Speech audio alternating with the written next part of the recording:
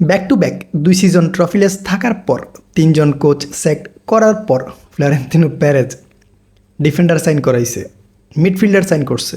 আর right now অলিসেকে নিয়ে rumours হইতেছে। দেখেন, অলিসেকে নিয়ে রিউমার্স হইতেছে বলতে অলিসে ইন্টারেস্টেড। অলিসে জানাই দিচ্ছে ভাই আমি রিয়াল মাদ্রিদে জয়েন করতে চাই।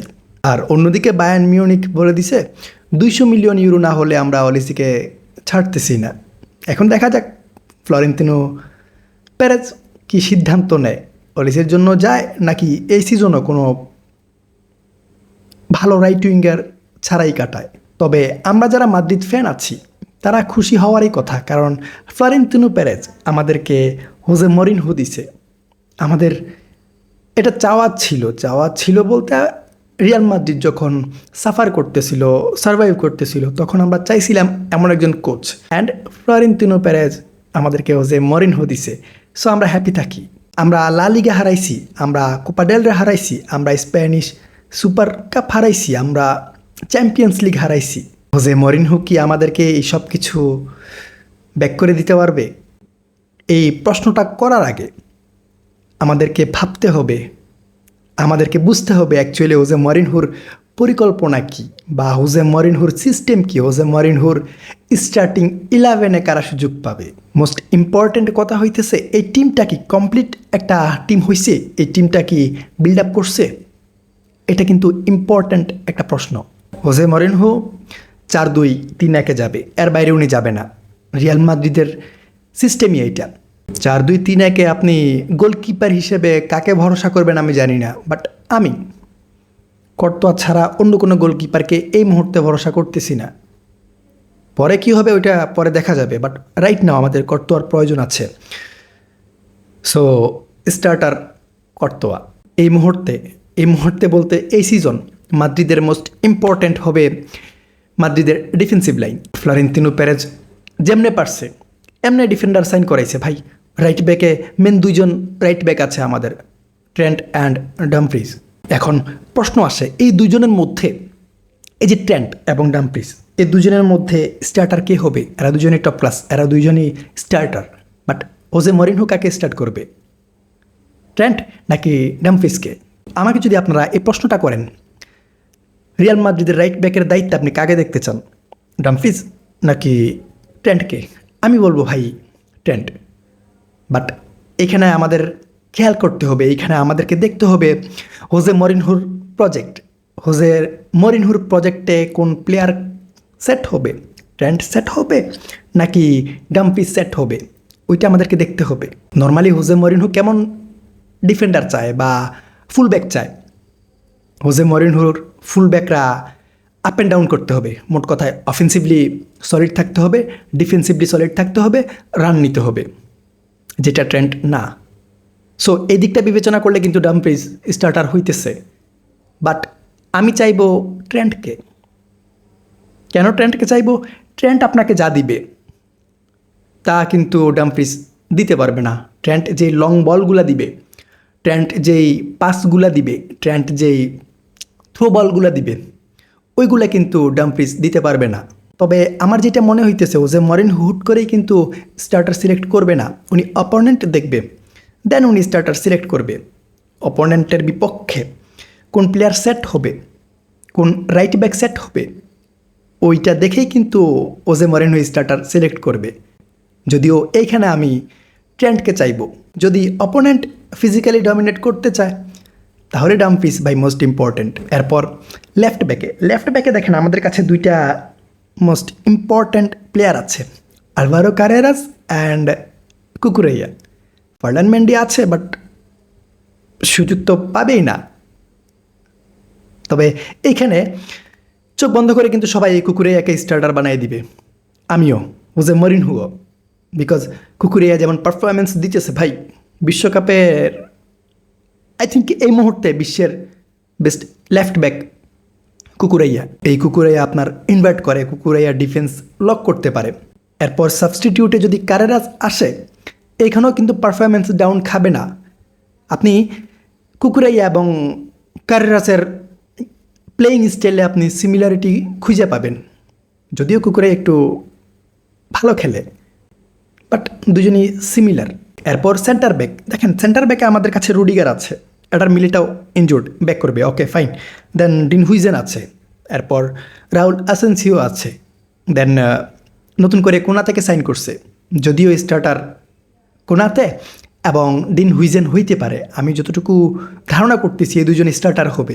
সো ব্যাক ফোরের স্টার্টার হবে ট্রেন্ট, দেন কুকুরাইয়া, ডিন হুইজেন অ্যান্ড কি বলে কোনাতে। যদিও আহামরি মনে হইতেছে না আমাদের কাছে, আহামরি লাগতেছে না, বাট চলে যাবে। যদিও আমরা বাস্তনি চাইছিলাম, আমরা স্লাটার ব্যাক চাইছিলাম, রিয়াল মাদ্রিদ দিবে না ভাই। রিয়াল মাদ্রিদ আমাদের ডিমান্ড পূরণ করার জন্য বসে নাই। ফ্লোরেন্তিনো পেরেজের টার্গেটই অন্যরকম, ওনার সিস্টেমই অন্যরকম। ফ্যান্স যা চাইবে তা কিন্তু ফ্লোরেন্তিনো পেরেজ দিবে না, কোচ যা চাইবে তা কিন্তু ফ্লোরেন্তিনো পেরেজ দিবে না।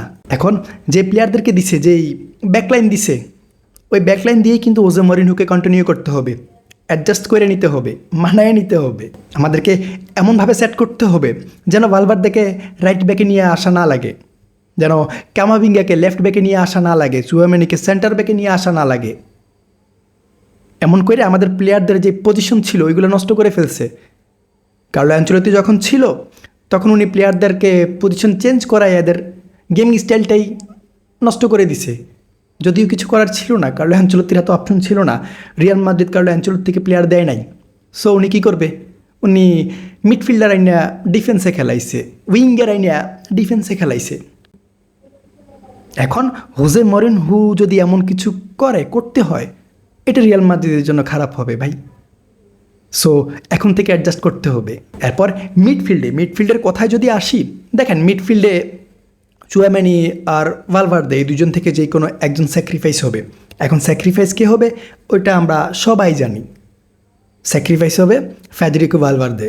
হোজে মরিনহোর সিস্টেম কি? হোজে মরিনহোর সিস্টেম হইতেছে উনি যে ডাবল পিভটে খেলাবে, ওই ডাবল পিভটে একজন হবে ডিফেন্সিভ মিডফিল্ডার, আর এই ডিফেন্সিভ মিডফিল্ডার কে হবে? চুয়ামেনি। আপনি আমাকে দেখান রিয়াল মাদ্রিদের পুরো স্কোয়াডটা আপনি চেক করেন, শুধুমাত্র একজন প্রপার ডিফেন্সিভ মিডফিল্ডার আপনি পাবেন, ওটা চুয়ামেনি। সো আর কোনো অপশন নাই। চুয়ামেনি চোখ বন্ধ করে স্টার্টিং ডিজার্ভ করে বা স্টার্ট করবে, আর চুয়ামেনির সাথে স্টার্ট করবে বার্নার্ডো সিলভা, এটা মোটামুটি কনফার্ম। বার্নার্ডো সিলভাকে কেন সাইন করছে? লুকা মডরিচের যে অভাবটা ছিল ওটা কিছুটা হলেও পূরণ করার জন্য। লুকা মডরিচ যেমন ডাবল পিভটে খেলে অপোনেন্টের জন্য থ্রেট ক্রিয়েট করতো, থার্ড ম্যান হিসেবে কাজ করতো বা থার্ড ম্যান হিসেবে রোল প্লে করতো, নিচে থেকে বিল্ড আপ করে বল পাস করতো বা থ্রো বল দিত। সেম কাজের জন্যই কিন্তু বার্নার্ডো সিলভাকে সাইন করছে। এরপর মিডফিল্ডে আমাদের শুধুমাত্র একটা স্লট খালি আছে। ওই স্লটটা কোনটা? ওই স্লটটা হচ্ছে অ্যাটাকিং মিড। দেখেন অ্যাটাকিং মিডে আমাদের কাছে আর্দা গুলার আছে, বাট স্টার্টার কে হবে? Jude Bellingham.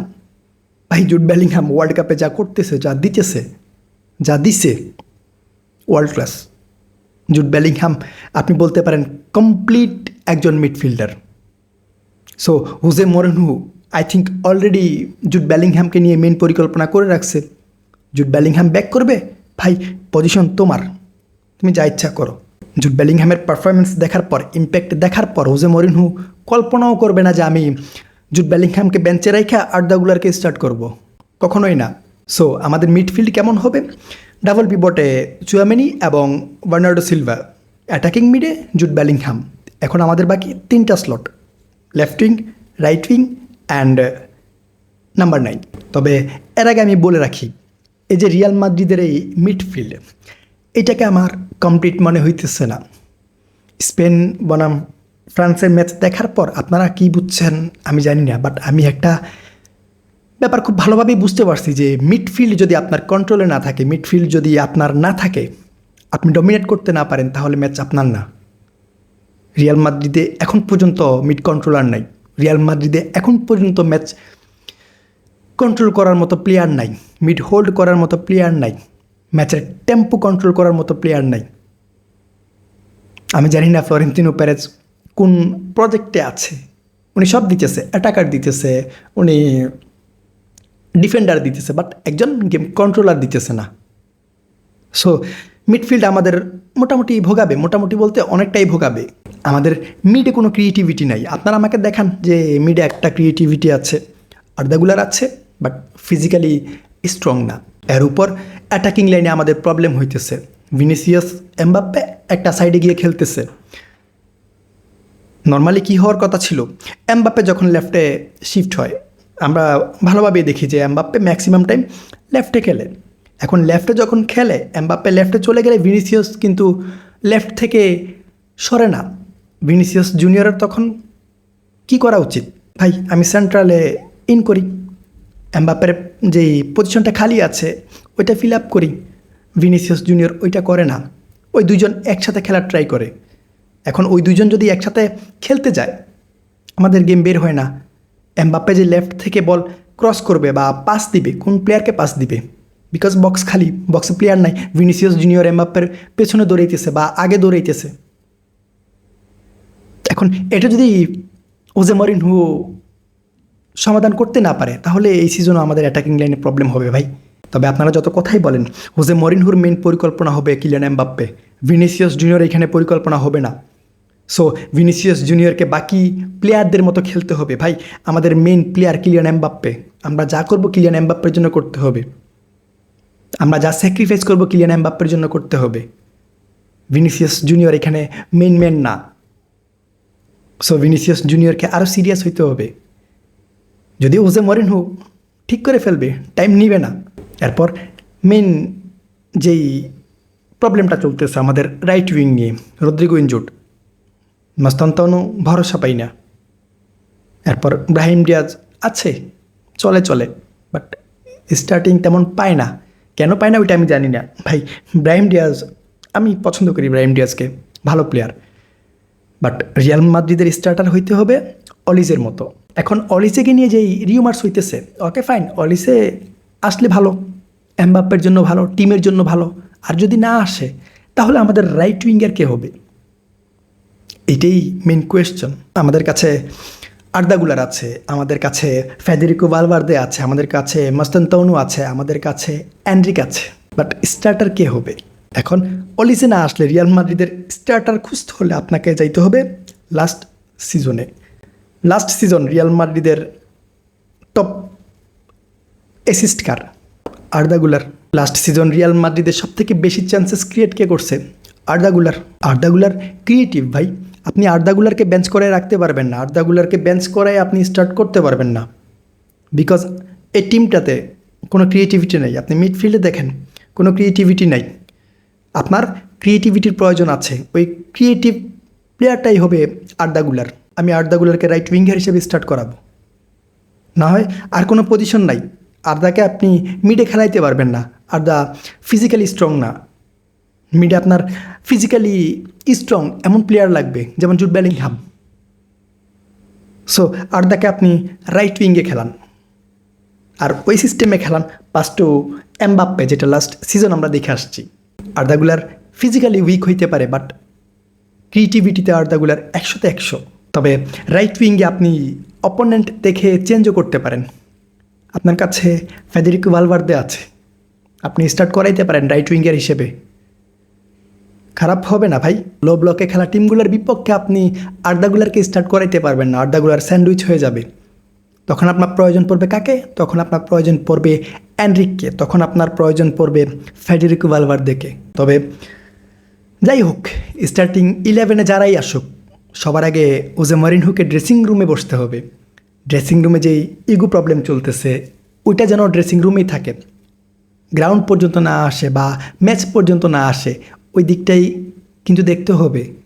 রিয়াল মাদ্রিদের মেইন প্রবলেম পারফরমেন্স না, রিয়াল মাদ্রিদের মেইন প্রবলেম হইতেছে ইগো প্রবলেম। ড্রেসিং রুমের প্রবলেম যদি ড্রেসিং রুমে শেষ করে না আসে, পিছে ইন করে, তাহলে ওই ট্রফিলের সিজনই পার করতে হবে। এখানে হোজে মরিনহোর মতো আরও 3-4 জন কোচ একসাথে আসলেও লাভ হবে না। এখন আমার মনে হইতেছে রিয়াল মাদ্রিদের স্টার্টিং 11টা এমন হইতে পারে, বাকিটা হোজে মরিনহো জানে। যদি রিয়াল মাদ্রিদ আরও প্লেয়ার সাইন করে তাহলে ভালো, আর যদি প্লেয়ার সাইন না করে এই স্কোয়াডে কন্টিনিউ করতে চায় তাহলে স্টার্টিং 11 আই থিঙ্ক এমনই হবে। এখন দেখি আমরা হোজে মরিনহো কোন পরিকল্পনা নিয়ে আসে।